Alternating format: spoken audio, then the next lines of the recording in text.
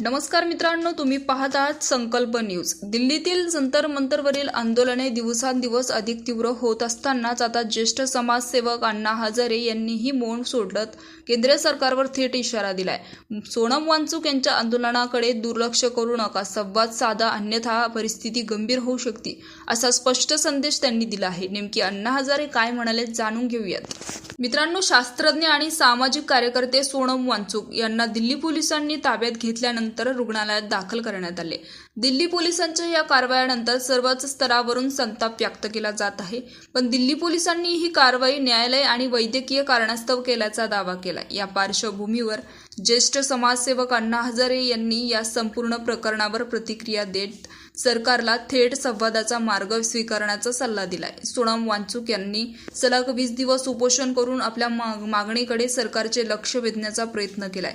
अशा परिस्थितीत त्यांच्या संयमाची आणखीन परीक्षा घेणे योग्य ठरणार नाही, अशा प्रतिक्रिया अण्णा हजारे यांनी दिल्या आहेत। कोणत्याही प्रश्नाचे उत्तरे केवळ संवादातूनच मिळू शकते। सरकारने स्वतःची भूमिका मांडावी आणि समोरच्या बाजूही ऐकून घ्यावेत, त्यानंतरचा तोडगा काढण्याचा मोकळा मार्ग मिळू शकतो, असंही त्यांनी म्हटलंय। 20 दिवस उपोषण करणाऱ्या व्यक्तींच्या सहनशक्तीची परीक्षा घेणे योग्य ठरत नाही, अशा इशाराही अण्णा हजारे यांनी सरकारला दिलाय। त्याचबरोबर सोनम वांगचुक आपल्या विविध मागणीसाठी दिल्लीतील जंतर मंतर येथे उपोषणाला बसले होते। त्यांच्या उपोषणाचा 20 दिवस पूर्ण झाल्यानंतर प्रकृती खालवू लागली असल्याचे दिल्ली पोलिसांनी सांगितलं आणि त्यांनी रुग्णालयात दाखल केले। रुग्णालय प्रशासनाने दिलेल्या माहितीनुसार दीर्घकाळ अन्नत्याग केल्यामुळे त्यांच्या शरीरात अशक्तपणा जाणवत असून निर्जलीकरणाची, पाण्याची कमतरता लक्षणेही आढळत होते।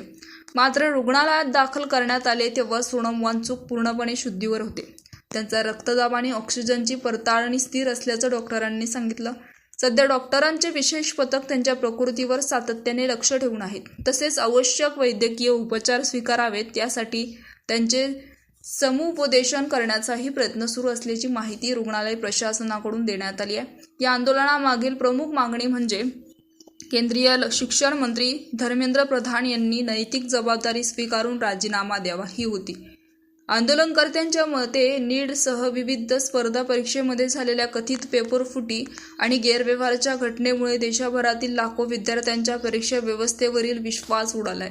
अशा पार्श्वभूमीवर या प्रकरणाची जबाबदारी निश्चित करून संबंधितांवर कठोर कारवाई करण्यात यावी, अशी मागणी आंदोलनकर्त्यांनी केली आहे। याशिवाय राष्ट्रीय परीक्षा संस्था नीटच्या परीक्षा कार्यपद्धतीची निष्पक्ष चौकशी, पेपरफुटीच्या सर्व प्रकरणाची पारदर्शक तपासणी आणि भविष्यात अशा घटना टाळण्यासाठी परीक्षा व्यवस्थेत व्यापक सुधारणा करण्याचीही त्यांची मागणी आहे।